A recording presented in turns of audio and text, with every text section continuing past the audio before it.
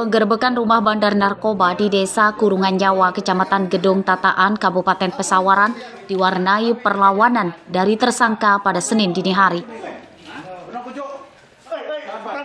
Tersangka Yuni Yusman menolak digeledah, sementara Zulkifli mengklaim sedang bertamu.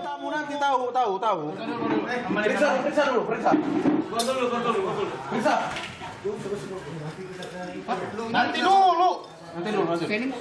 Sini kerja Pak, jaga Pak. Dari hasil penggeledahan, polisi menyita 10 bungkus sabu-sabu dan 1 butir pil ekstasi dari kamar tersangka Yuni Yusman.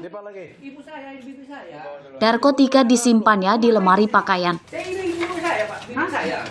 Kamu ngapain di sini? Ibu saya, pakai juga? Enggak. Ya udah, iya enggak apa-apa. Keributan kembali terjadi saat kedua tersangka digelandang ke mobil polisi. Keluarga dan tetangganya menghadang petugas. Beruntung keributan cepat diredam setelah mereka mengetahui kebenaran kedua tersangka memiliki narkoba. Keduanya kemudian digelandang ke Polres Pesawaran.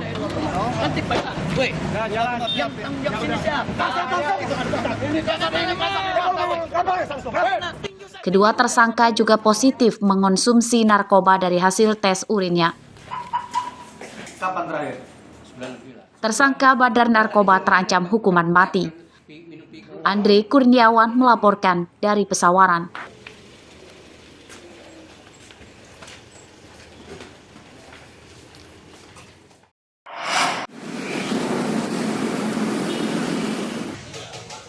Kejahatan ganjal lubang mesin anjungan tunai mandiri atau ATM masih saja terjadi.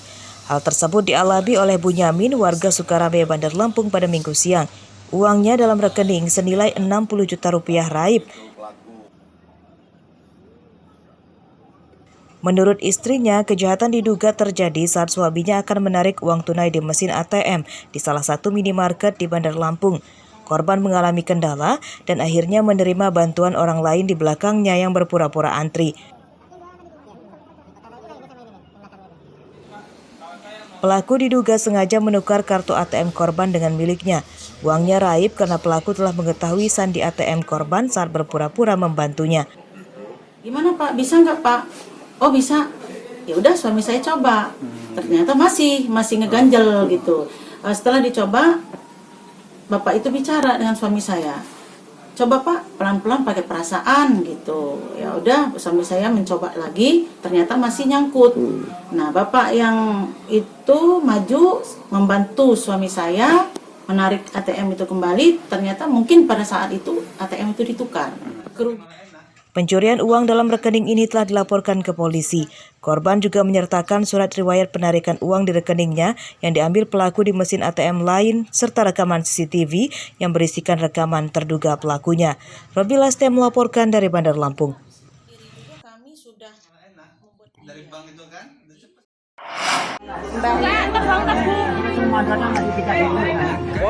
Seorang kakek di Tulang Bawang Barat viral di media sosial setelah diduga berbohong saat mengaku dibayar dengan uang mainan setelah bekerja sebagai buruh tebang tebu.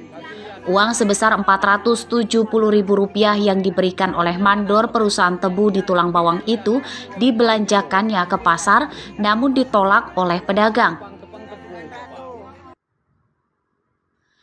Pelaku bernama Sunardi, warga Kagungan Ratu, Kecamatan Tulang Bawang Udik. Awalnya banyak warganet yang bersimpati pada kakek 75 tahun itu. Senin siang Sunardi mengakui kisahnya adalah bohong. Uang itu ditemukan di pinggir jalan. Sunardi lalu membuat video permintaan maaf. Uang mainan tersebut adalah saya nemu di pinggir jalan, bukan hasil tebang tebu di PTGM. Jadi itu semua adalah rekayasa saya sendiri. Untuk itu sekali lagi saya mohon maaf kepada seluruh masyarakat Indonesia yang sebesar-besarnya. Kebenaran kasus ini masih dalam penyelidikan Polres Tulang Bawang. Kami masih dalam penyelidikan kasus ini untuk mengetahui fakta yang sebenarnya terjadi. Ya, insya Allah dalam waktu dekat setelah kita sudah mengumpulkan semua fakta penyidikan, nanti akan kami jelaskan kembali untuk hasil penyelidikan yang nantinya dilaksanakan. Kasus itu ramai dibicarakan karena sudah tersebar di media sosial. Berita daring yang beredar, Sunardi dan mandor perusahaan telah berdamai di rumah salah satu kepala desa di Tulang Bawang Barat dan keduanya tidak meneruskan masalahnya ke ranah hukum. Mustaqim melaporkan dari Tulang Bawang.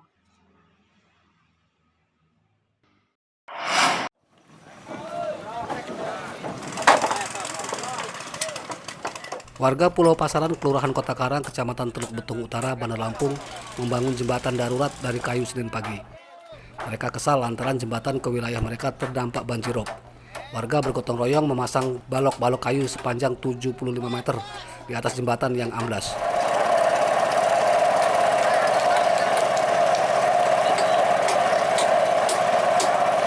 Pembangunan jembatan darurat itu sudah berlangsung 3 hari.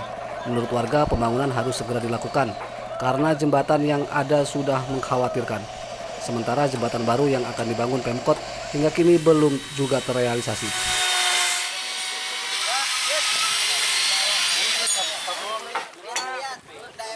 Kami untuk menanggulangi sementara jembatan permanen belum jadi pihak PU memberikan solusi untuk sementara dikasih jembatan kayu dan semuanya di backup oleh kota. Beliau juga ada mendampingi terus. Pembangunan jembatan permanen Pulau Pasaran belum berjalan karena sedang dalam masa tender dan ditargetkan selesai pada akhir 2022. Jeffrey Arifin melaporkan dari Bandar Lampung.